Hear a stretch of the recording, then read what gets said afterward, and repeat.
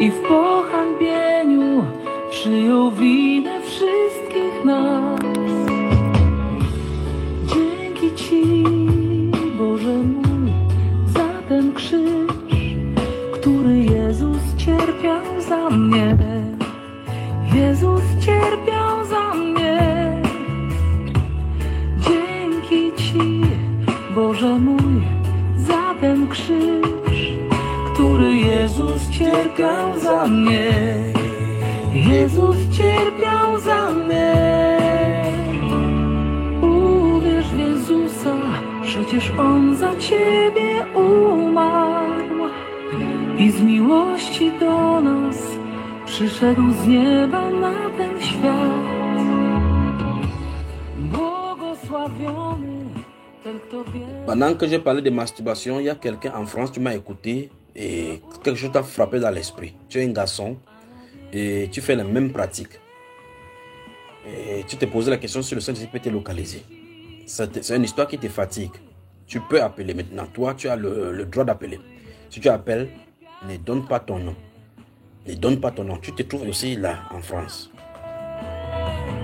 Dzięki Ci, Boże mój, za ten krzyż, który Jezus cierpiał za mnie. Jezus cierpiał za mnie. Dzięki Ci, Boże mój, za ten krzyż, który Jezus cierpiał za mnie. Jezus cierpiał za mnie. Dzięki Ci, Boże mój, za ten krzyż, który Jezus cierpiał za mnie. Jezus cierpiał za mnie.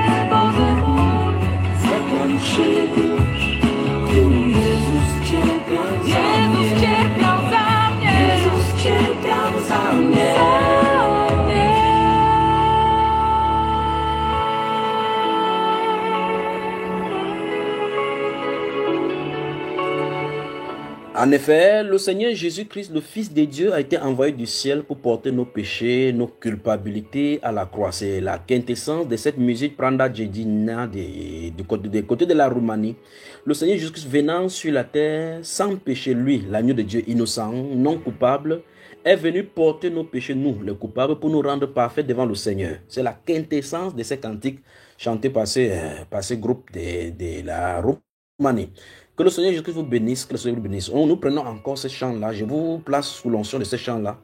Le temps qu'on revient. Est-ce que le prophète Gaël est prêt? S'il est prêt, il dit à la Sœur Grâce pour qu'on puisse se préparer à le lancer.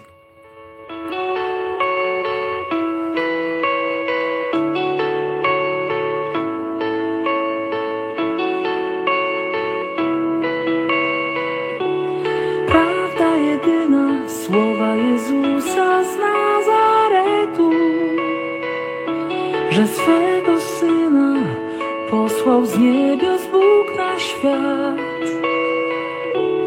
aby niewinnie cierpiąc zmarł za nasze grzechy i w pohańbieniu przyjął winę wszystkich nas. Dzięki Ci, Boże mój, za ten krzyż, który Jezus cierpiał za mnie. Jezus cierpiał za mnie.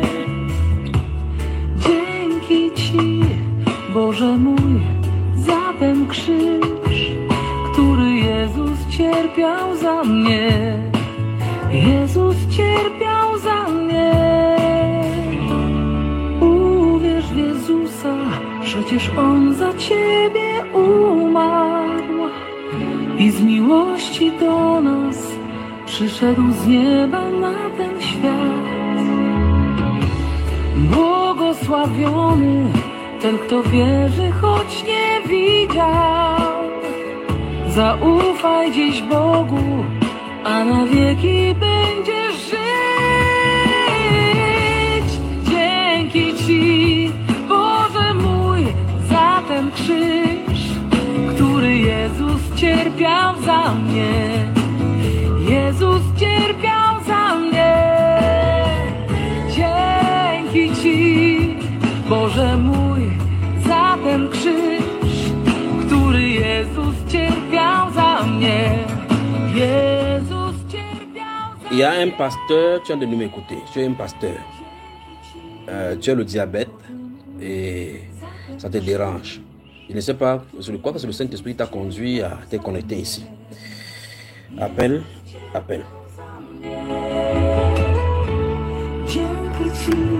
Je n'ai pas compris ta demande.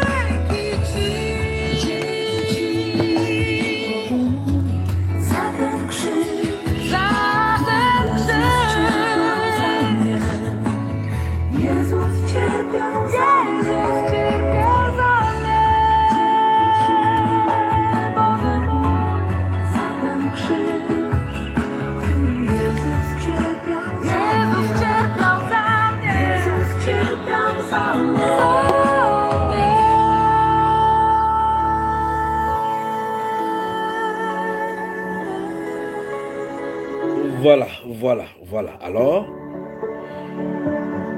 le prophète Gaël peut appeler. Et à tout moment, ces pasteurs qui passaient par là, si tu m'entends, tu peux appeler quand tu veux au +1 301 804 85 14. Tu appelles par WhatsApp, tu seras dans ce studio et nous réglerons ce cas. Tu souffres des essoufflements, à un moment donné, les sueurs te coulent dans les paumes de main. Quand tu te mets debout, même dans votre pupitre pour prêcher, tu sens cela. Sans toi, Jésus, ma vie n'est plus pareille. Je n'ai que ma voix pour t'adorer.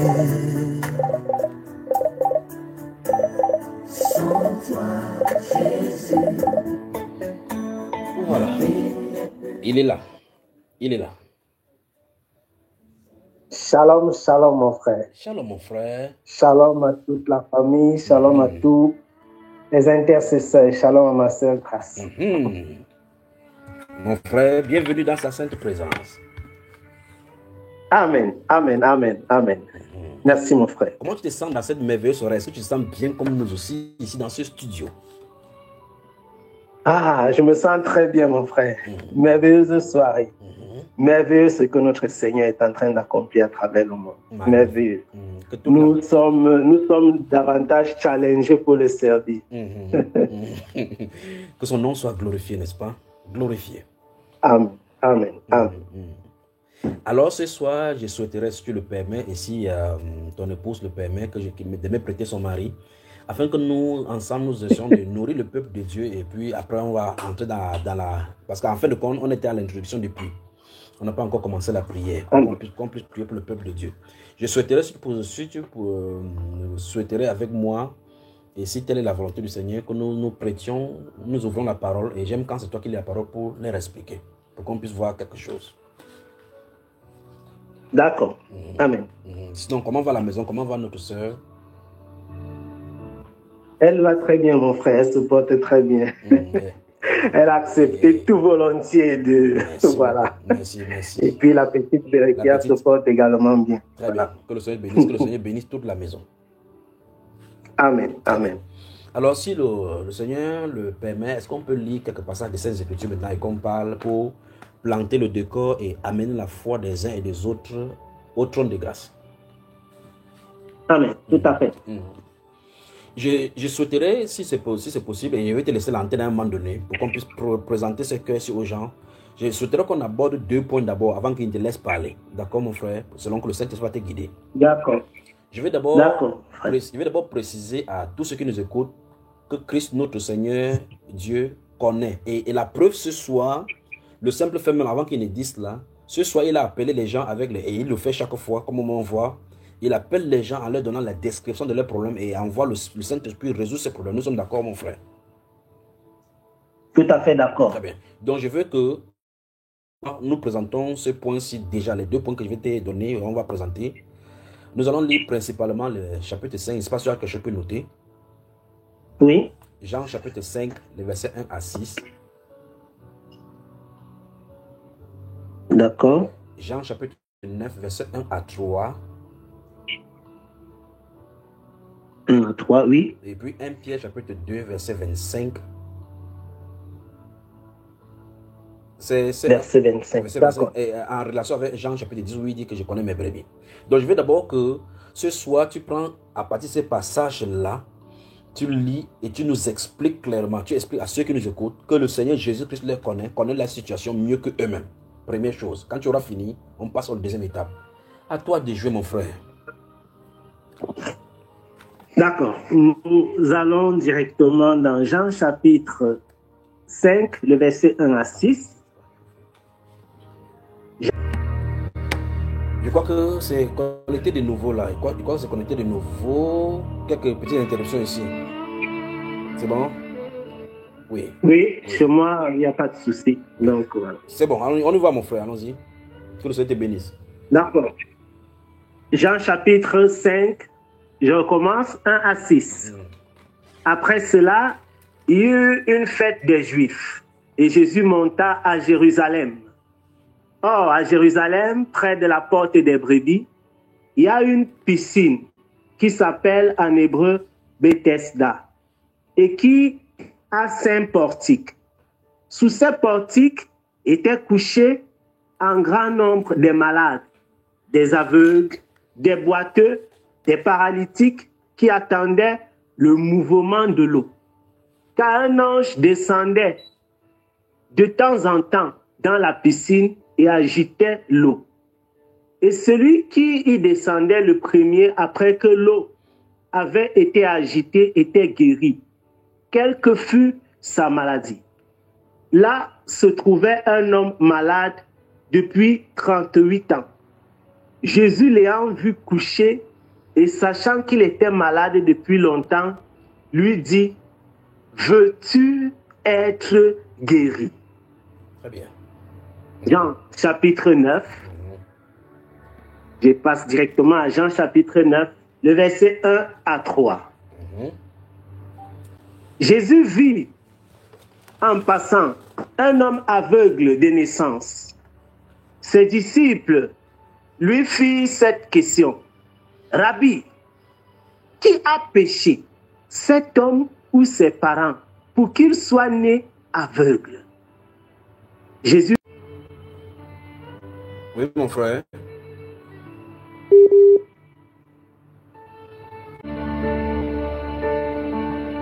Ici, qui dérange, nous allons faire cette émission jusqu'à la fin comme le Seigneur a désigné. Alors, ceux qui nous entendent, daigne rappeler.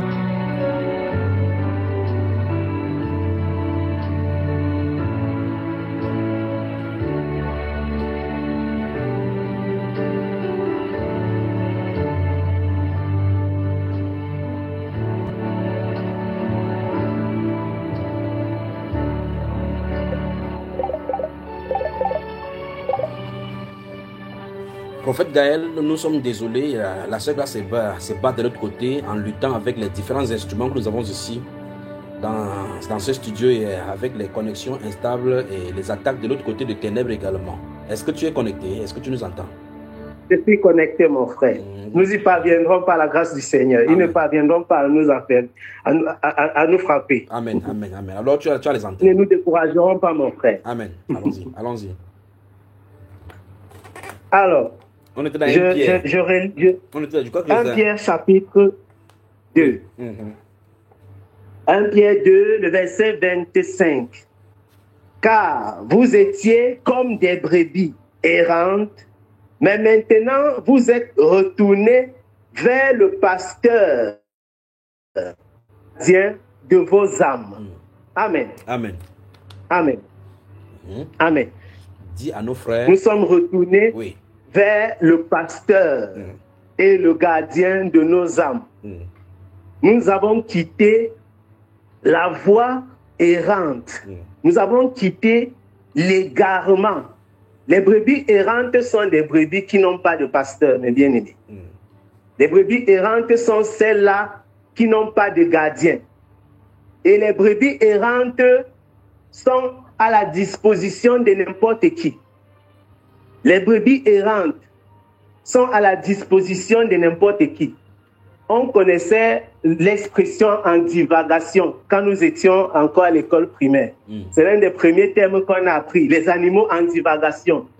On ne sait pas à qui ils appartiennent. Ça veut dire que n'importe qui au quartier peut frapper, peut tuer, voilà, si quelqu'un a faim, il peut prendre n'importe quel de ces animaux-là et en faire ce qu'il veut. C'est comme ça que la maladie aussi représente ce danger qui peut frapper ces brebis errantes.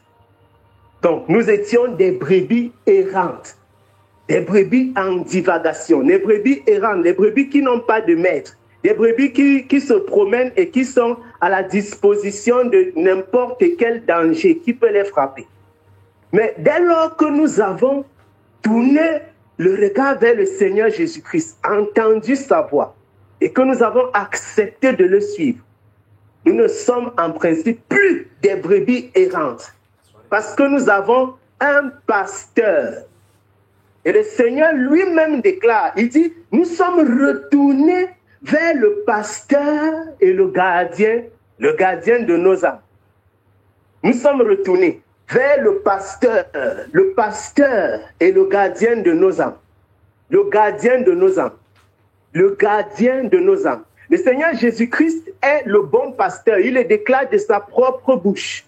Il le déclare de sa propre bouche. Il dit que le voleur vient pour dérober, pour égorger et pour détruire. Mais il est venu afin que ces brebis aient la vie.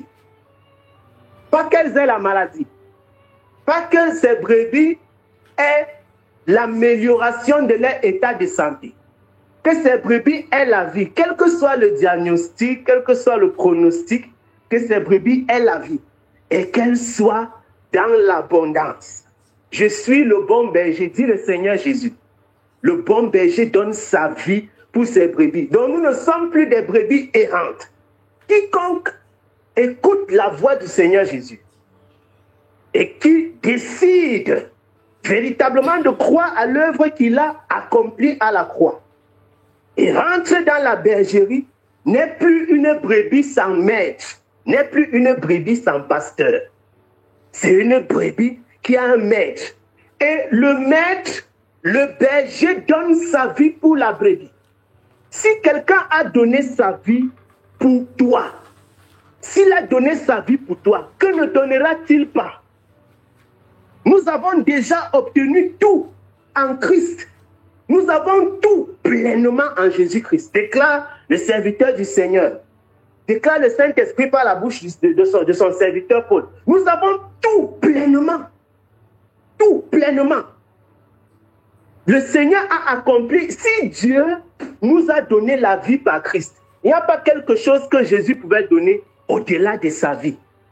S'il y avait une autre œuvre à accomplir au-delà de la vie, il l'aurait fait. Mais la vie, c'est tout ce qu'un homme puisse donner de plus important. C'est tout ce qu'on peut donner de plus important.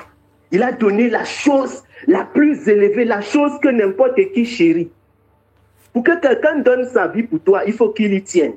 le bon berger, le bon pasteur a donné sa vie afin que nous ayons la vie en abondance. Et la vie qu'il nous a accordée en abondance commence par la santé. Ça commence par la santé. Le Seigneur veut que vous soyez en bonne santé. Il veut que nous soyons en bonne santé. Il veut que nous marchions en bonne santé. Il veut que nous demeurions en bonne santé. Il ne nous a pas appelés afin que nous quittions de l'état de brebis errante à brebis malade dans la bergerie. Ce n'est pas la volonté du Seigneur.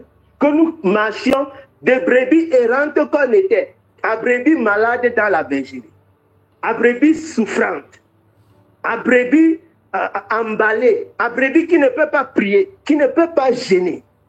Le Seigneur veut que nous soyons en santé. Il veut que nous soyons en santé. Il veut. C'est Jésus qui est allé vers cet homme qui était à la piscine de Bethesda. Ce n'est pas lui qui est venu vers Jésus. C'est Jésus qui est allé. Jésus lui a demandé, est-ce que tu veux être guéri? Quelle curieuse question. Donc cet homme était là depuis. Mais le Seigneur est venu vers lui. Le Seigneur est venu dans sa... Le Seigneur lui a demandé, est-ce que tu veux guérir? Est-ce que tu veux guérir? Je m'imagine comment cet homme était lui-même étonné d'entendre ce genre de questions. Mais est-ce que je veux guérir? Veux-tu être guéri? C'est la question que le Seigneur lui a posée. Et cette question est posée à chacun d'entre nous, à chacun de ceux qui sont malades, à chacun de ceux qui disent, je suis malade depuis tel nombre d'années. La question aujourd'hui c'est, veux-tu être guéri? Parce qu'en réalité, il y a déjà, la guérison est disponible.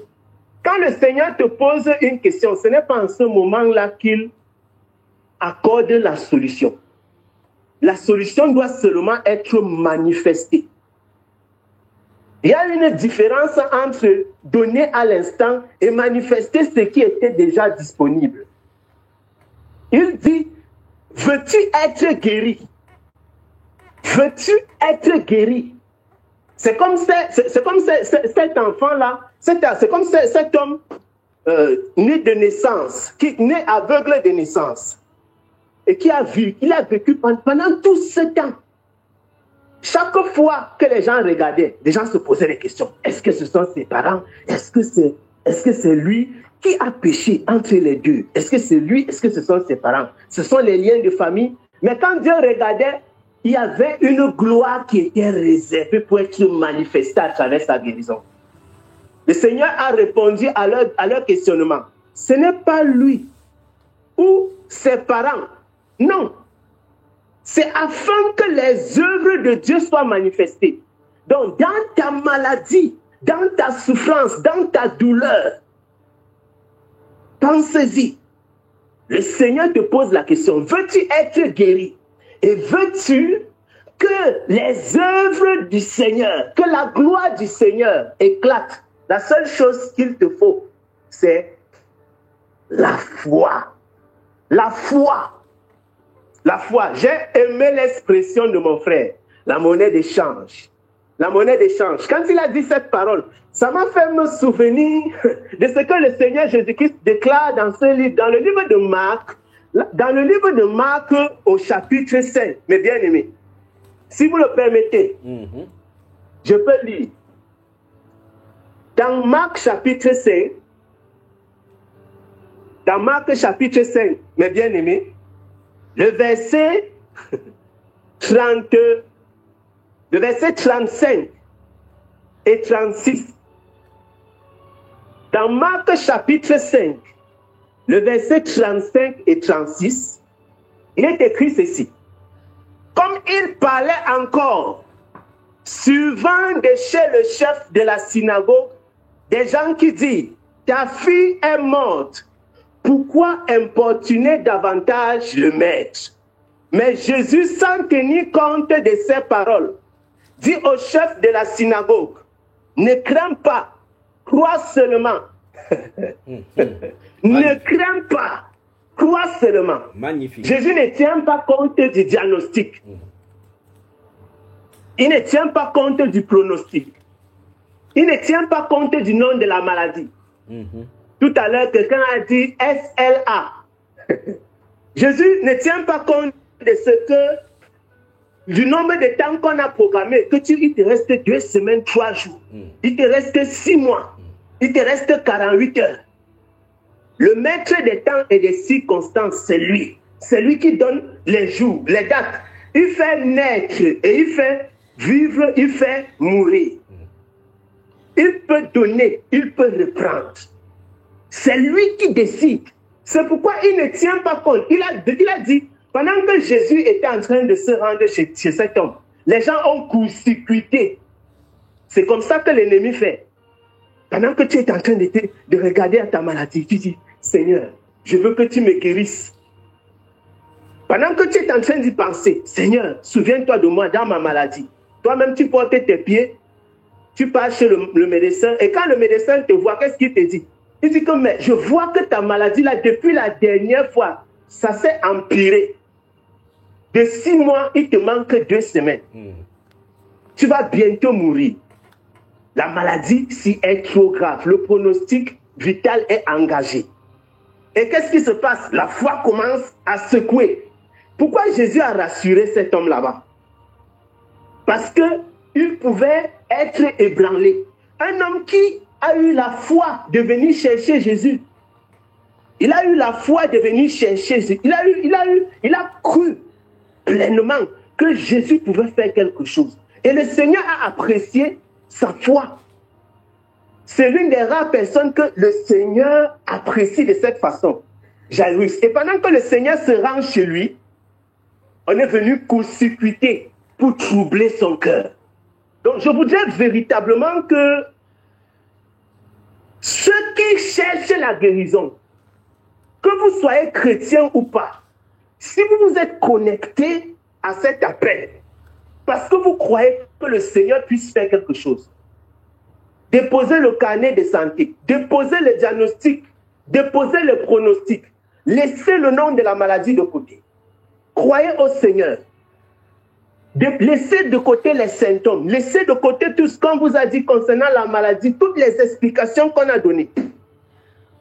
Croyez que le Seigneur est véritablement disposé à vous guérir. Jésus lui a dit une chose tellement simple. Jésus ne lui a pas dit que va me chercher quelque chose sur la montagne ou encore non. Il dit ne crains pas. Crois seulement. Crois seulement.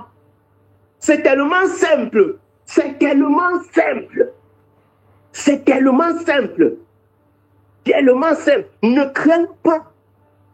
Pourquoi devons-nous craindre? Si nous avons comme le berger de nos âmes, quelqu'un qui a déjà donné sa vie, qu'est-ce qu'il doit encore donner de plus pour nous prouver qu'il veut notre guérison? Amen. Mais bien aimés, pendant que vous écoutez, pendant que nous sommes dans ce programme de guérison, la disponibilité de cette guérison ne souffre d'aucun doute. Ce qui peut faire problème, c'est la foi. Parce que cette parole-là pouvait troubler même Jairus. Malgré le chemin qu'il a emprunté longuement pour venir rencontrer Jésus, il pouvait être troublé. Et Jésus a su. C'est pourquoi il lui a dit, ne crains pas, crois seulement. Ne crois pas à ceux qui sont en train de te dire que ta fille est déjà morte. Ne crois pas quand le médecin te poursuit. Même après que nous ayons prié aujourd'hui, demain matin, on peut te raconter des histoires du genre, ta maladie est encore pire. Tu dis, mais donc le fait d'avoir rencontré Jésus n'a rien fait. C'est en fait ça. Donc Jairus dit, mais donc j'ai rencontré Jésus, je suis en train de marcher avec Jésus déjà, et on me dit que l'enfant est mort. Donc finalement, peut-être vaut mieux ne plus rien faire. Le berger de nos âmes a avec lui la guérison de notre corps. Il n'a pas seulement la solution pour nos âmes, mais il a aussi la solution pour notre corps. Il a la solution pour notre corps. Il a fait avec Jairus, il a démontré qu'il pouvait guérir. Il a fait avec cet homme qui était malade depuis 38 ans. Veux-tu être guéri? C'est vraiment la question que le Seigneur te pose ce soir. Cette question s'adresse à tous ceux qui sont connectés et qui sont malades ou qui sont en train de porter un problème de maladie, une intercession pour un membre de la famille qui est malade. Et vous avez connecté cette personne à ce canal pour recevoir la guérison, non d'un homme. Parce que quel pouvoir avons-nous? Qui sommes-nous pour accorder la guérison? Ce n'est pas le frère Junior qui a posé la question là dans Jean.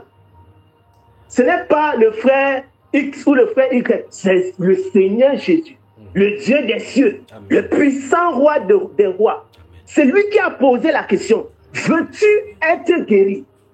Donc, si cette question s'adresse à toi ce matin ou ce soir, si cette question s'adresse, si Jésus te pose cette question, normalement, nous, on peut déjà se reculer et rester tranquille. Amen. Parce que Jésus te pose la question là à toi personnellement. Veux-tu être guéri? Maintenant, si tu dis oui, ça veut dire que tu dois avoir examiné ta foi. Parce qu'il a dit à Jairus, crois seulement. Veux-tu être guéri? Si tu réponds oui maintenant, donc tu dois seulement croire. C'est tout. Veux-tu être guéri? Examine la réponse. Si ta réponse c'est oui ou non. Si ta réponse c'est oui, ça veut dire qu'il te faut croire. Parce que le gardien de nos âmes distribue la guérison. La guérison de l'âme et la guérison du corps. Tu ne peux pas avoir à garder des brebis et tu les gardes seulement des brebis chétives, des brebis malades, des brebis enchaînées. Qui parmi nous, même quand tu gardes des animaux, les gens qui font l'élevage des poules, des porcs, ils prennent soin de leurs poules, de leurs porcs. Les poules et les porcs qui sont destinés à l'abattage. On va les abattre. On va partir à l'abattoir. On va couper le cou de la poule, couper le cou du porc. Il faut voir comment quand ces animaux-là sont malades, les animaux pour lesquels la seule chose que tu as donnée, c'était de l'argent.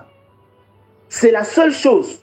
Le seul profit, c'est de l'argent. Mais ce que Jésus a donné est plus important que l'or et l'argent. C'est plus important que tout. Comment ne prendra-t-il pas soin de nos corps, de notre santé? Si donc vous êtes capables, vous les éleveurs, la façon dont les éleveurs prennent soin de leurs animaux, si nous seulement, à être humains, pécheurs qu'on est, on peut prendre soin ainsi des animaux. Les animaux qui sont destinés, le jour où on tue la poule, le porc, si on te dit que c'est comme ça qu'on prenait soin, que la poule-ci, on a cajolé le porc-ci, tout ça comme ça, la poule a mené chez le boucher, tu seras dépassé. Que mais, donc on a perdu tout le temps-ci, antibiotiques, vaccins, donc vous avez fait tout ça pour le boucher. Mais le Seigneur, ce n'est pas de cette façon qu'il garde. Il a donné, avant même qu'on ne se rende compte que Jésus-Christ a fait quoi que ce soit, il avait déjà accompli toutes choses. Avant que tu ne dises, Seigneur, aie pitié de moi, il était déjà mort à la croix. La parole du Seigneur déclare que à peine mourrait-on pour un juste. Christ est mort pour nous. Pécheurs que nous sommes. On n'a donné rien en retour. On n'a pas donné quoi que ce soit pour recevoir la vie qu'il accorde.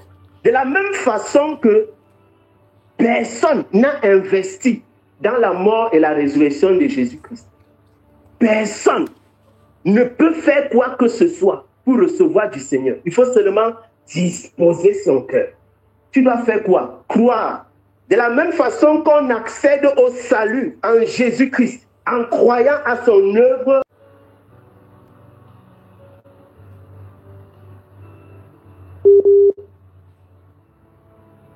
Nous avons un souci.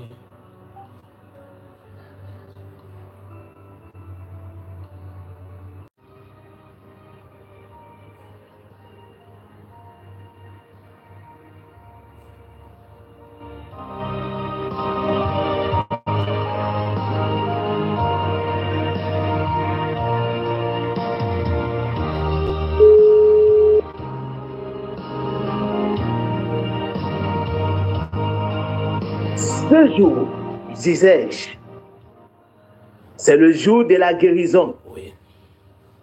Ce jour, disais-je, c'est le jour de la guérison, mes bien-aimés. Aujourd'hui, nous obtenons la guérison. Nous obtenons la guérison. C'est le jour de la guérison. Amen. C'est le jour de la guérison. Après avoir dit, après avoir annoncé à ces gens qui se posaient la question de savoir qui a péché, qui a péché, qu'est-ce que le Seigneur a fait? Il a guéri cet homme par la suite. Il a guéri cet homme. Le Seigneur l'a guéri afin que ce qui avait été préparé depuis sa naissance. Parce que Jésus a dit, c'est afin que les œuvres de Dieu soient manifestées en lui. Donc il marche comme ça. C'est un réservoir de la manifestation. Ne voulez-vous pas être, vous aussi, des témoins de son amour, des témoins de la guérison? Qu'est-ce qu'il faut? Il faut seulement croire. C'est afin que les œuvres de Dieu soient manifestées en lui. Et aujourd'hui, les œuvres du Seigneur doivent être manifestées en vous, quelle que soit la durée de la maladie, quelle que soit l'ampleur, quel que soit le pronostic de la maladie. Ne citez pas le nom. Ça n'intéresse pas le Seigneur. Ça n'intéresse pas le Seigneur, la difficulté, la durée que cette maladie. Reçois ta guérison. Parce que le Seigneur t'a posé la question, veux-tu être guéri? Et comme tu as répondu oui, parce que si tu es encore là, c'est que tu as répondu oui, et que tu as la foi, il faut que sa gloire soit manifestée. Il faut que sa gloire soit manifestée à travers cet état. Et tu pourras témoigner. J'ai été malade 2 ans, 5 ans, 10 ans, 20 ans, 35 ans. J'ai eu ceci. Les médecins avaient dit cela. On m'avait donné des pronostics, comme pour la fille de Jairus. On avait dit, ne dérangez plus le maître. Vraiment, ne va même plus prier. Ça ne vaut pas la peine. Ne crains pas. Crois seulement. Crois seulement. Aujourd'hui, ne craignez pas. Ne craignez pas. Ne craignez pas les noms compliqués. Ne craignez pas la mort. N'ayez pas peur. Ne craignez pas. Le gardien de nos âmes est venu nous guérir. Il est venu nous guérir. Il est inadmissible que tu aimes le Seigneur Jésus-Christ. Et chaque jour tu dises, je ne peux pas te prier, Seigneur. Je ne peux pas même me mettre à genoux 30 minutes. Je ne peux pas jeûner. Chaque jour, je ne peux pas jeûner. J'ai une maladie, tu donnes le nom de ça, c'est long. Si tu te mets à genoux 5 minutes, c'est comme si tu as fait 3 mois d'hospitalisation. Et je ne peux pas prier, je ne peux pas jeûner. Si tu jeûnes demi-journée, c'est comme si tu avais été malade pendant 3 jours, 1 semaine. Il est inadmissible qu'on continue à nous complaire de cet état de choses. Il est inadmissible qu'on continue à se complaire de cet état de choses. Tu dois recevoir ta guérison.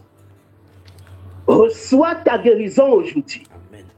Reçois ta guérison. Veux-tu être guéri? C'est véritablement la question de ce soir. Veux-tu être guéri? Normalement, celui-là même qui est disposé pour être guéri, il est même déjà, si tu étais assis, si tu étais couché, quand tu écoutes le genre de paroles, si tu es déjà debout en train de dire que non, là, ça veut dire que la maladie s'est terminée. Amen. Tu commences seulement à te réjouir. Amen. Oui.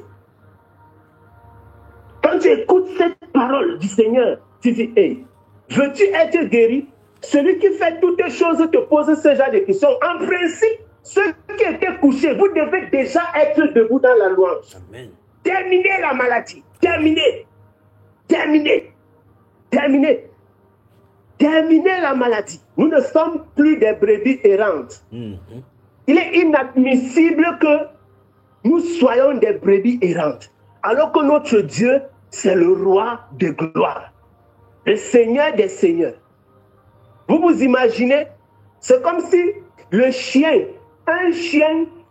qui était en divagation dans tout le quartier, qu'on disait que c'est le chien qui est ici, tout le monde levait les mains parce qu'on voyait comment il était bizarre, sale. Après un matin, tu entends que ce chien-là appartient maintenant au gouverneur de toute la ville, de tout le pays. Et puis le chien-là est dans la maison du gouverneur, il est toujours dans cet état. Même les gens qui travaillent là-bas auront peur même de le toucher.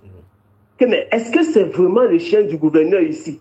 Ou bien il faut ouvrir le portail pour qu'il sorte? Peut-être qu'on a confondu. Il n'est pas de la maison. Parce qu'en principe, le gouverneur, là, s'il a ouvert son portail pour que ce chien entre, que ne fera-t-il pas pour qu'il soit en santé? Que ne fera-t-il pas? À moins que les chiens disent, je suis venu ici seulement pour être à l'intérieur du portail. Je suis à l'aise avec ma gale. Voilà. Comment est-ce possible? Mais vous avez écouté la voix. Vous avez écouté, vous avez décidé de le suivre. Vous avez écouté, vous avez été attiré par sa voix. Vous êtes venu à sa rencontre. Vous êtes venu à sa rencontre. Le gardien de nos âmes veut nous guérir. Il veut guérir notre corps afin que vous puissiez le servir, afin que nous puissions le servir pleinement, avec joie, que nous puissions le servir pleinement, avec joie, pleinement, avec joie, que nous puissions le servir, et que nous allions confronter ceux qui avaient donné les diagnostics. Qu'on aille confronter ceux qui avaient donné les diagnostics. Je me pose la question, quel était l'état d'esprit de la personne qui a dit à Jairus, ne dérange pas Jésus, ta fille est déjà morte. Comment elle devait se sentir minable quand l'enfant là s'est réveillé? Comment elle allait se sentir minable? Oui, le Seigneur va te guérir pour que tu confrontes ceux qui ont dit qu'il te manque 2 semaines. Mais est-ce que toi tu veux la guérison alors? Parce que c'est ça la volonté du Seigneur. Il a laissé perdurer ainsi durant tout ce temps, comme il a laissé Lazare. Afin que la gloire du Seigneur, la guérison de Lazare, c'était tellement miraculeux qu'on cherchait même à tuer Lazare lui-même, comme s'il a fait quelque chose. Tellement sa guérison tellement sa résurrection était incroyable, dit la guérison. Tellement sa résurrection. C'est-à-dire que le miracle était au point où lui-même était... On dit qu'est-ce qui s'est passé ici? Ton miracle doit secouer l'hôpital. Donc, il faut mettre de côté ce qu'on t'a dit en route pendant que tu marchais avec le Seigneur Jésus. Et avancer avec lui pour recevoir ce qui est réservé pour toi. Toi, crois seulement. Crois seulement. Ne laisse personne te court-circuiter. Parce que ceux qui viennent à ta rencontre avec les mauvaises nouvelles, quand tu es en train de marcher avec le Seigneur Jésus, ce sont comme ça les gens que le Seigneur est en train d'aligner au bord de la route pour acclamer quand tu vas être guéri. Quand tu vas recevoir ton miracle. Ne t'arrête pas pour causer avec eux. Avance seulement. Avance. Il faut laisser ceux qui viennent à ta rencontre avec les mauvaises nouvelles. Quand ils annoncent, tu prends, tu classes. Ils annoncent, tu prends, tu classes. Mettez-vous au bord de la route. Parce que le miracle est disponible. Et quand tu reçois, il faut montrer. Il faut montrer afin que son nom soit glorifié. C'est pour un but qu'il a laissé ainsi. Jusqu'à la putréfaction. Au point où les gens pouvaient arriver comme ça et mettre les mains sur leur nez. Pour dire que mais ça fait 4 jours. Oui, c'est en ce moment le Seigneur se lève. Parce que sinon, il n'est pas le Seigneur des seigneurs. Celui qui fait vivre. Celui qui fait vivre. Il a donné la vie à la poussière. Nous avons déjà un corps formé. Vous venez d'où? Nous venons d'où? Il dit que tu es poussière, tu retourneras. Ici, il a donné la vie à la poussière. Toi, tu as même déjà un corps. Un corps qui est déjà même debout. Donc le Seigneur peut faire infiniment au-delà de ce que tu imagines. Vous n'êtes pas là pour demander une amélioration, non. Nous sommes là pour recevoir la guérison. La guérison totale et complète, afin que les incrédules aient honte et qu'ils se répandent de leurs paroles. Eux qui avaient dit, rien ne sera plus possible, rien n'est plus possible pour toi. Va et donne des ordres à ta maison. Vraiment, commence à prendre les médicaments. Si ça ne va pas te guérir, comme ils disent. C'est juste un traitement. C'est un palliatif. Il y a les mots tellement pour ça. Moi qui vous parle là, je suis un scientifique, je suis un expert du domaine. C'est un palliatif. Que le Seigneur nous aide, mes bien-aimés. Nous devons, si nous avons écouté la voix du Maître, et si nous avons avancé dans sa direction, fermer nos oreilles à toutes les paroles qui viennent pour troubler notre cœur. La seule chose qui doit nous intéresser, c'est que dit le Seigneur. Et le Seigneur a dit, veux-tu être guéri? La question c'est, est-ce que j'ai la foi? Quoi seulement? Quoi seulement? Quoi seulement? C'est dans le moment, maintenant, de recevoir la guérison. Alléluia. Alléluia. Merci, Père. Merci, Père. Merci. Mon frère, tu ne bouges pas, tu restes en ligne. Tu respires quelques secondes et on revient.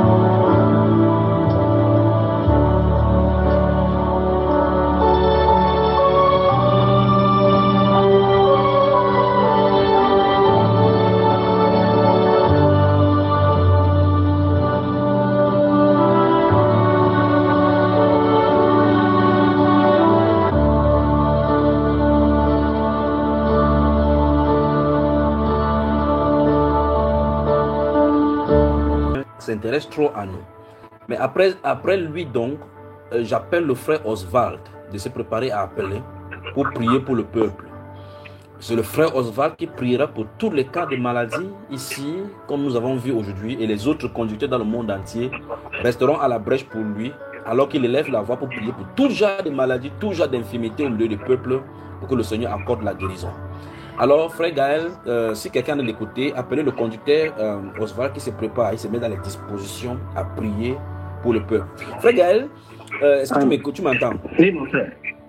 Oui. En lisant les écritures que je vais donner maintenant, je ne vais pas citer le mot. Je souhaiterais que nous prenions ensemble les écritures. Je te donne encore une fois de plus des écritures. Hébreux chapitre 4, verset 14 à 16. Hébreux, oui. Chapitre 4, verset 14 Hébreux à 16. 4, 14 verset. Oui. Marc, chapitre 9, verset 20 à 22. Nous allons les lire tous entièrement. Tu les lis entièrement et puis tu expliques ce qu'il en ressort pour le peuple. Marc, chapitre 1, je te donne encore. Marc, chapitre 1, Marc 1, verset 35 oui. à 45. Maintenant, nous prenons 4 passages dans Matthieu. Matthieu chapitre 9, verset 30 à 36. 30, 36, oui. 14, verset 14 de Matthieu toujours. Matthieu chapitre 14, chapitre 14, verset 14. Oui. Chapitre 15, verset 32. Matthieu 14, 14. Oui. Matthieu chapitre 15, verset 32. 32, oui. Et Matthieu chapitre 20, verset 29 à 34. Voilà les passages. Je veux que nous lisons, que toi tu lis. Quelque chose se dégagera là-bas pour nourrir davantage le peuple. Nous te faisons confiance. Amen. Tu peux y aller, mon frère. Que le Seigneur te bénisse. Amen. Hébreux chapitre 4, de 14 à 16. Hébreux 4, 14 à 16, je lis pour nous. Ainsi, puisque nous avons un grand souverain sacrificateur qui a traversé les cieux, Jésus, le Fils de Dieu, demeurons fermes dans la foi que nous professons. Car nous n'avons pas un souverain sacrificateur qui ne puisse compatir à nos faiblesses. Au contraire, il a été tenté comme nous, en toutes choses, sans commettre de péché. Approchons-nous donc avec assurance du trône de la grâce afin d'obtenir miséricorde et de trouver grâce pour être secourus dans nos besoins. Amen. Amen. Amen. Marc 9, 20 à 22. Marc chapitre 9, 20 à 22. Je lis pour nous. Et aussitôt que l'enfant vit Jésus, l'esprit l'agita avec violence. Il tomba par terre et se roulait en écumant. Jésus demanda au Père, combien y a-t-il de temps que cela lui arrive? Depuis son enfance, répondit-il. Et souvent, l'esprit l'a jeté dans le feu et dans l'eau pour le faire périr. Mais si tu peux quelque chose, viens à notre secours. Aie compassion de nous. Amen. Amen. Marc, chapitre 1, versets 35 à 45. Marc 1, 35 à 45. Je lis. Vers le matin, pendant qu'il faisait encore très sombre, il se leva et sortit pour aller dans un lieu désert où il pria. Simon et ceux qui étaient avec lui se mirent à sa recherche. Et quand il l'eut trouvé, il lui dit, « Tous te cherchent. » Il leur répondit, « Allons ailleurs, dans les bourgades voisines, afin que j'y prêche aussi.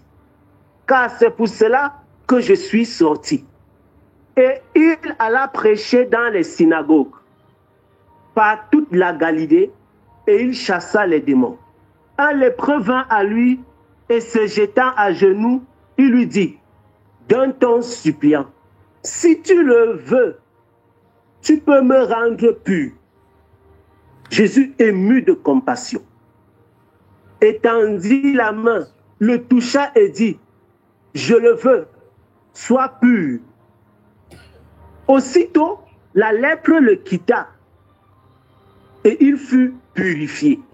Jésus le renvoya sur le champ avec des sévères recommandations et lui dit, « Garde-toi de rien dire à personne, mais va te montrer au sacrificateur et offre pour ta purification ce que Moïse a prescrit, afin que cela leur serve de témoignage. » Mais cet homme, s'en étant allé, se mit à publier hautement la chose et à divulguer, de sorte que Jésus ne pouvait plus entrer publiquement dans une ville. Il se tenait dehors, dans les lieux déserts, et l'on venait à lui de toutes parts. Amen. Amen. Matthieu, chapitre 9.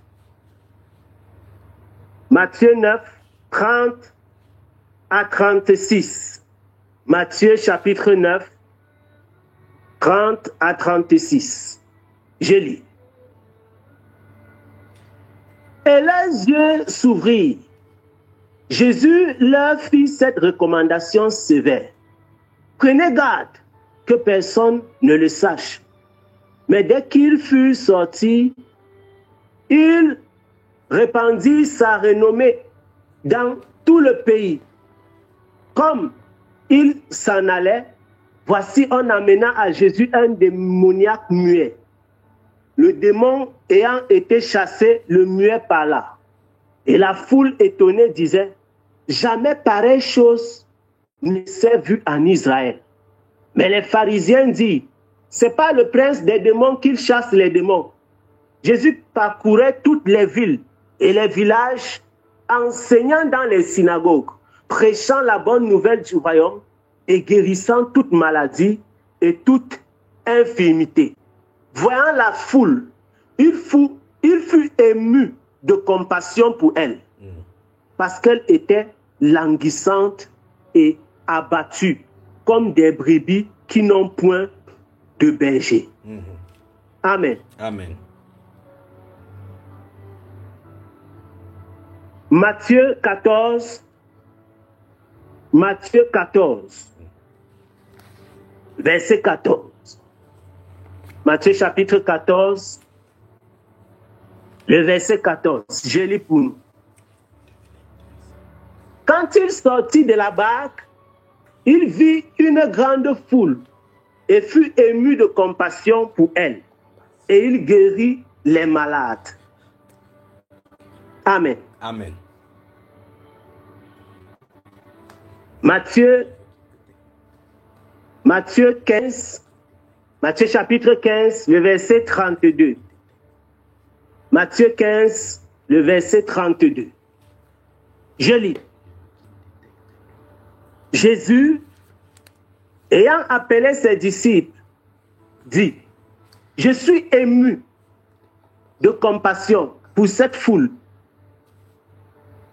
car voilà 3 jours qu'ils sont près de moi et ils n'ont rien à manger. Je ne veux pas les renvoyer à jeun, de peur que les forces ne leur manquent en chemin. Amen. Amen. Amen. Amen. Matthieu chapitre 20, pour finir, le verset 29 à 34. Matthieu 20, 29 à 34. Je lis pour nous. Lorsqu'il sortit de Jéricho, une grande foule suivit Jésus. Et voici 2 aveugles assis au bord du chemin, entendirent que Jésus passait et crièrent, « Aie pitié de nous, Seigneur, fils de David. » La foule les reprenait pour les faire taire. Mais ils criaient plus fort, « Aie pitié de nous, fils de David. » Jésus s'arrêta, les appela et dit, « Que voulez-vous que je fasse? » Il lui dit, « Seigneur, que nos yeux s'ouvrent. » Ému de compassion, Jésus toucha leurs yeux et aussitôt ils recouvrèrent la vue. Amen. Amen. Amen. Voilà. À toi la parole. Merveilleux. Merveilleux, merveilleux le Seigneur Jésus. Merveilleux. Merci Père. Quel amour le Seigneur a manifesté, mes bien-aimés. Quel amour le Seigneur a manifesté en Jésus-Christ. Quel amour. Quel amour. Il en ressort clairement que l'amour du Seigneur surpasse nos faiblesses. Le Seigneur vient à nos rencontres, à notre rencontre. Il vient à notre rencontre. L'amour du Seigneur surpasse nos faiblesses. L'amour du Seigneur surpasse nos faiblesses. Surpasse de loin nos faiblesses. Tout ce que le Seigneur a fait, c'est par amour, par compassion. Par amour, par compassion. Il a guéri des aveugles.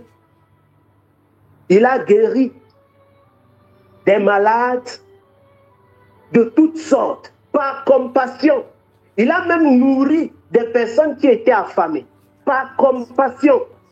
Par compassion. Malgré les insuffisances, les faiblesses. En réalité, l'un des grands problèmes que nous avons véritablement, c'est que très souvent, on ne croit pas. On doute. On craint. On hésite. On est hésitant. On est hésitant. Hésitant. On ne croit pas que le Seigneur puisse le faire. Et on pose des questions étranges à Dieu. On pose des questions étranges. Vraiment des questions assez étranges. Des questions étranges. Si tu peux, quelqu'un a réussi, mes bien-aimés, à poser la question à Jésus, si tu peux, c'est incroyable. Si tu peux, si tu peux. Mais comment demander à Dieu si tu peux? Comment est-ce possible d'arriver à demander au Seigneur s'il peut faire quelque chose? C'est le manque de foi. Le manque de foi. C'est le manque de foi. Le manque de foi. L'autre lui a dit dans Marc chapitre 1, si tu veux. Jésus a répondu de façon, comment faire au quartier? Il a dit, je le veux. Si tu veux, oui, je le veux. Donc le Seigneur veut nous guérir. Le Seigneur veut nous guérir. Certains d'entre nous, dont les problèmes se situent à plusieurs niveaux. Il y en a qui pensent que la maladie soit tellement importante que la façon dont le médecin a parlé avec conviction là, c'est pas possible. Ça, c'est le groupe de Marc chapitre 9. Voilà. Les gens de Marc chapitre 9, ils viennent demander à Dieu, est-ce que c'est possible? Si tu peux. Le groupe de Marc chapitre 1 dit, si tu veux, si tu peux, fais quelque chose. Est-ce qu'il y a quelque chose, y a-t-il quelque chose que Dieu ne puisse faire? Y a-t-il quoi que ce soit que le Seigneur ne puisse faire? Pour que nous lui posions la question, s'il peut, il peut tout. Il peut tout.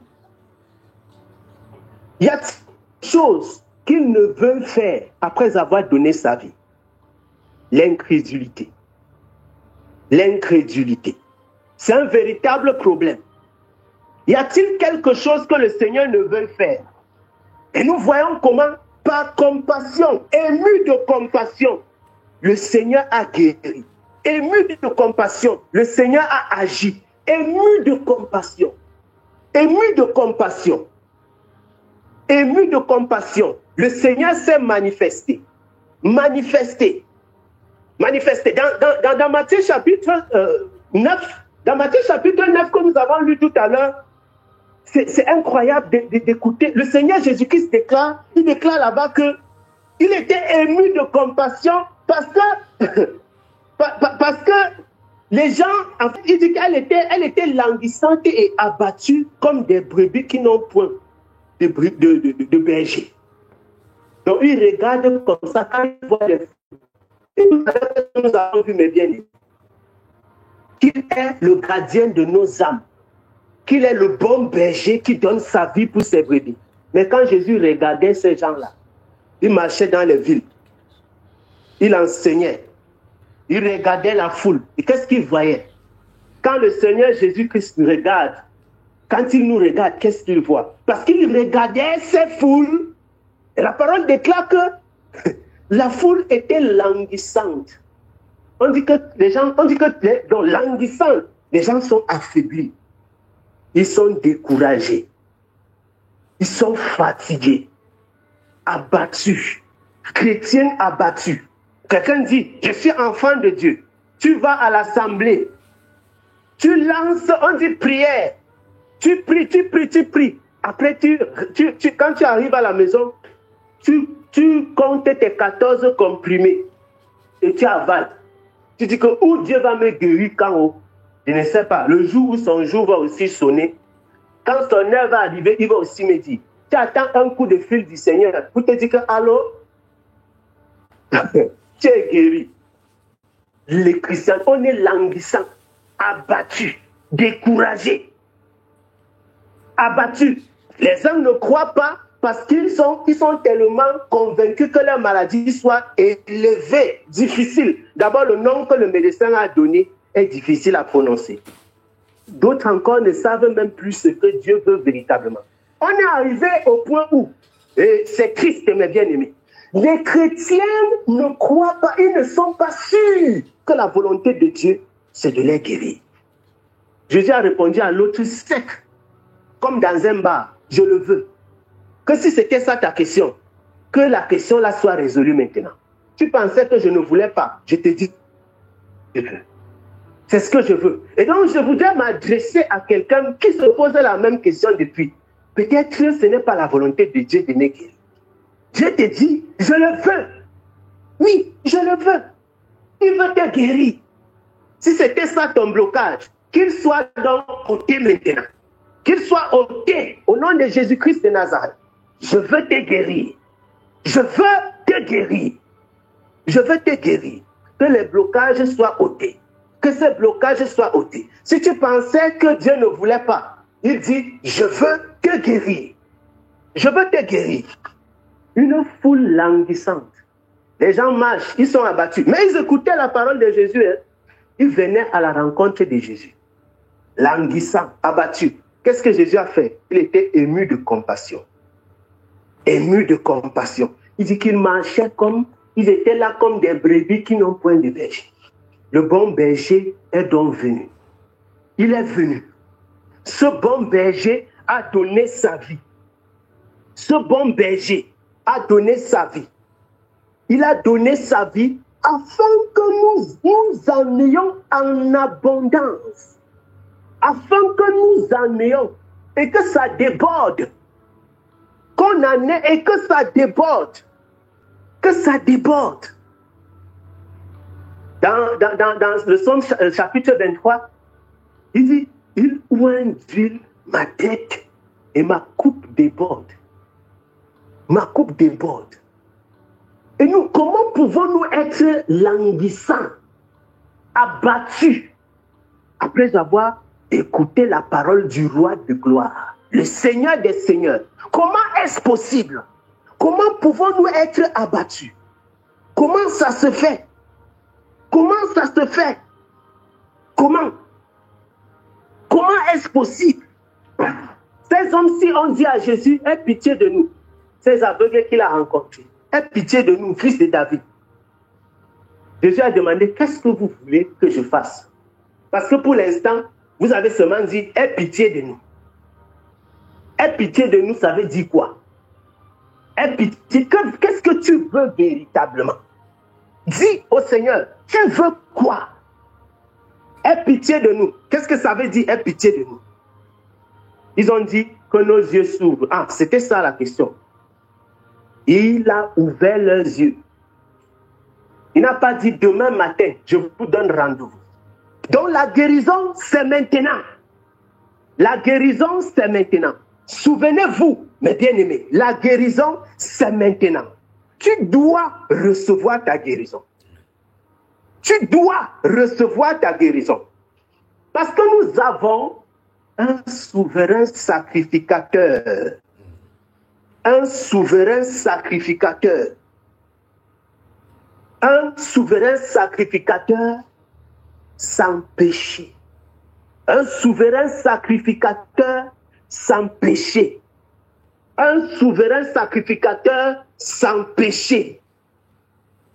Et qu'est-ce qu'il veut? Dans le livre d'Hébreux que nous avons lu tout à l'heure, il est écrit, il veut que nous demeurions fermes dans notre foi. Après que le Seigneur t'ait posé la question, veux-tu être guéri? Tu as répondu oui. Est-ce que tu seras ferme dans ta foi? Parce qu'il y en a que même quand ils sont guéris, quand ils ont une manifestation, un symptôme qui s'approche lointainement de ce qu'ils ont connu par le passé, ils commencent à se poser la question de savoir, est-ce que vraiment j'étais guéri? Peut-être la maladie là a recommencé. Les voilà retournés encore dans les mêmes problèmes. Les voilà retournés. Pourtant, ils avaient rendu témoignage en public. en disant, je reçois ma guérison. Vraiment, les symptômes là ont disparu. Le lendemain matin, on retourne dans les mêmes bêtises. On retourne dans les mêmes travers et on redonne l'énergie à celui qui nous maltraite matin, midi, soir. On lui redonne de l'énergie. Le Seigneur veut que nous soyons fermes dans la foi que nous professons. Et c'est pourquoi? Parce que nous avons un souverain sacrificateur qui connaît nos faiblesses. Et il veut que nous soyons fermes. Que nous soyons fermes dans la foi que nous professons. Le Seigneur a été lui-même tenté. Et on a vu ce qu'il en a été. Il a vaincu toute la tentation. Il n'a point péché. Il n'a point péché. Et nous ne nous approchons pas du trône de Dieu par notre nature, par notre propre mérite. C'est justement parce que nous avons un souverain sacrificateur pur devant Dieu que nous nous approchons avec certitude, avec assurance. Si on devait dire ici que quelqu'un paye le prix, qui peut lever son petit doigt? Qui peut lever son petit doigt? Mais parce que nous savons que notre souverain sacrificateur, lui a été pur et il a payé le prix, et donc on peut s'approcher de Dieu avec assurance, avec certitude. Nous ne sommes pas fermes parce qu'on est fort. Ce n'est pas pour ça. Nous ne sommes pas affermis. Nous ne sommes pas. On ne doit pas avoir de l'assurance, de la conviction, de la foi à cause de nos forces. Non, c'est à cause de sa force à lui. Notre force ne s'adosse pas sur notre mérite, mais sur le mérite de Christ. Sur le fait qu'il est le souverain sacrificateur. Il a été tenté. Mais comme il a vaincu cette tentation-là, nous trouvons en lui l'énergie pour tenir face à cette tentation. C'est pourquoi dans le livre d'Hébreux, là, il dit, approchons-nous avec assurance du trône de la grâce afin d'obtenir miséricorde. On s'approche comment? Avec quoi? Avec faiblesse, avec quoi? Abattement, avec découragement? Non. On s'approche comment? On s'approche comment? Avec assurance. On s'approche avec assurance. On s'approche comment? Comment? Avec assurance. On ne s'approche pas du trône avec découragement. On appelle ça le trône de la grâce. Ce n'est pas le marché central. On ne donne pas, ce n'est pas un endroit où tu vas donner quelque chose d'équivalent. Quand quelqu'un va te donner 1 kilo de maïs, tu dois lui donner l'argent qui est équivalent. Non. Nous nous approchons du trône de la grâce. Entendez le nom de ça. Le trône de la grâce. Dans le trône où on reçoit gratuitement. Amen. Ce que Dieu te demande, c'est de t'approcher avec assurance. Avec assurance. Approchons-nous donc avec assurance du trône de la grâce. Afin de donner, vous savez quoi? Vous voulez donner quoi? Afin de donner, non, d'obtenir. D'obtenir. Donc c'est un trône où on part pour recevoir. On ne donne pas à Dieu. Approchons-nous pour obtenir quelque chose, pour recevoir quelque chose. Quoi? Quoi donc? Quoi donc? La miséricorde. La miséricorde. Et faire comment? Et faire comment? La miséricorde est quoi? Trouver grâce. Trouver grâce pourquoi? Pour être secouru dans nos besoins. Et quels sont donc nos besoins? Quel est l'un des besoins les plus importants de l'homme sur la terre? Le besoin d'être en santé. Le besoin d'être en santé. Le besoin d'être en santé, c'est l'un des besoins les plus importants. L'un des besoins les plus cruciaux de l'homme sur la terre. Être en santé. Être en santé. C'est tellement important qu'il y a des gens, quand tu le salues, pour savoir que c'est fort, que les poches sont vides. C'est comment, gars? Gars, il y a la santé. Pour te dire que mon type. partout là, le reste de ma vie, c'est un genre. Mais le côté là, quand même, ça va. C'est comment? Il y a la santé. Pour te dire que mon type, j'ai besoin de prière sur tous les domaines de ma vie, mais quand même l'autre là, quand je me couche, je dors. Vous voyez à quel point la santé, c'est important. Au point où, même quand la vie des gens ne donne pas, mais quand il y a au moins la santé, ils sont reconnaissants. Je dis merci à Dieu pour la santé. C'est comme ça pour dire que Seigneur, visite-moi dans les autres domaines, s'il te plaît. Donc, la santé est au cœur de l'épanouissement. Quand tu es cloué sur un lit, tu vas savoir ce que l'argent ne peut pas faire. S'il y a quelque chose que quand un homme n'a pas, il commence à méditer même sur les biens matériels, sur le pouvoir, les possessions, c'est quoi? C'est la santé. C'est là-bas que c'est là-bas que tout le monde est mis d'accord.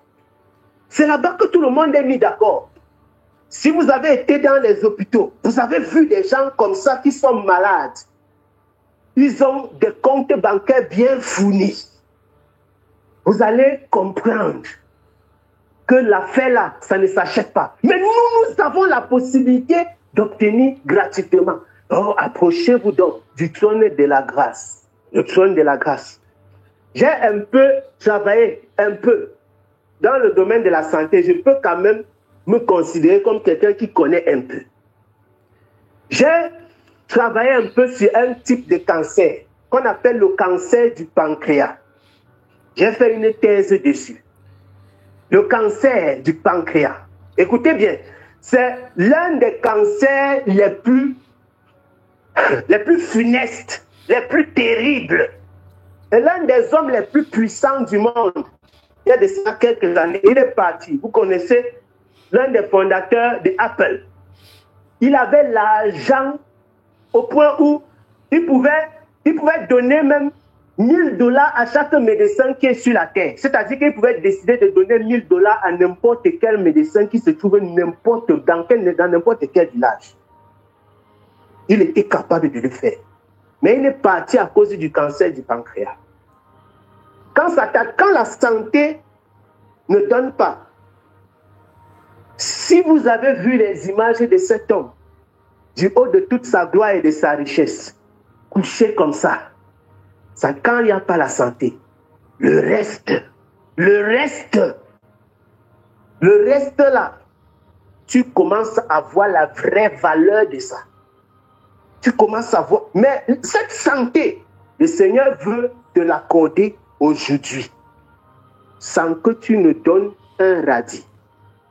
La seule chose qu'il te demande, c'est de croire.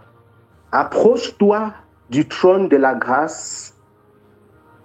Approche-toi du trône de grâce avec assurance. Et tu seras secouru. Tu seras secouru dans tes besoins. Le besoin de ce soir, lequel le ciel est ouvert, c'est la guérison.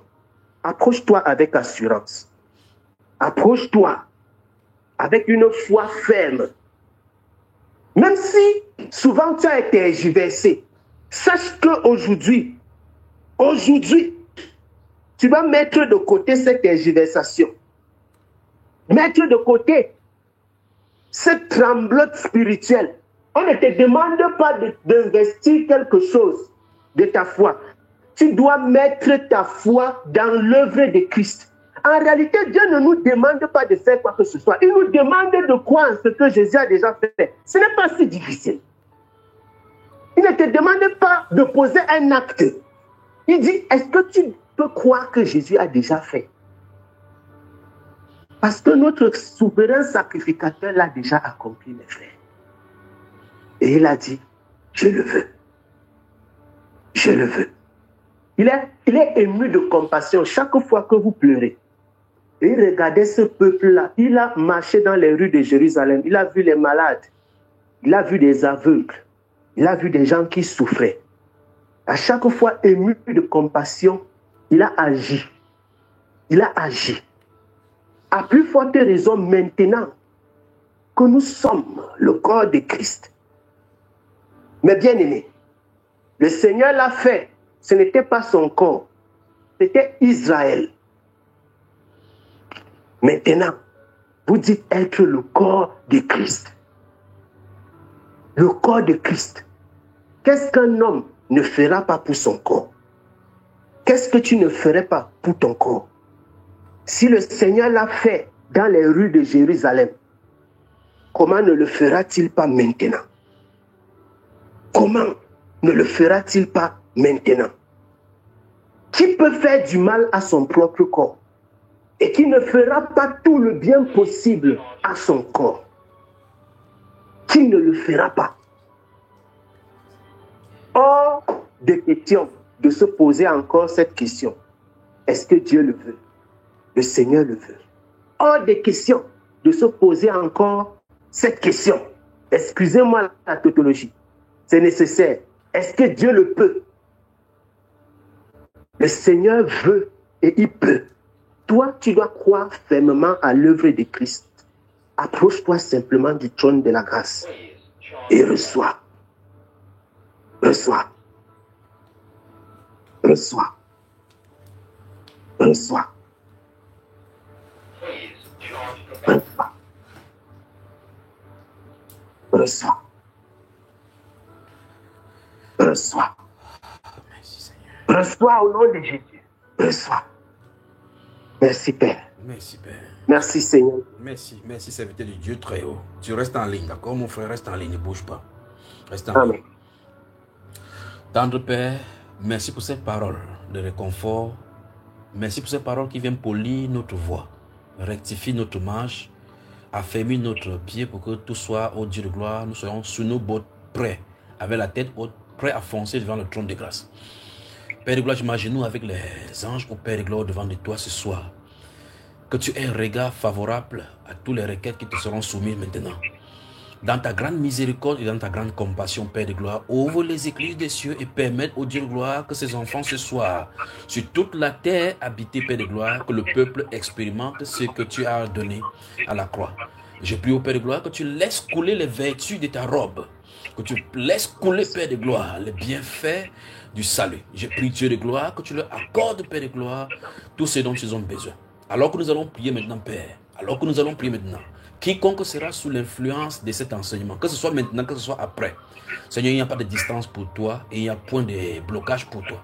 Je prie au Père de gloire que nous tous, alors que nous sommes assemblés maintenant dans l'esprit, unis dans un seul corps, alors que nous prions au Père de gloire pour les uns pour les autres, comme tu nous as dit, je prie que tu relâches la puissance de guérison.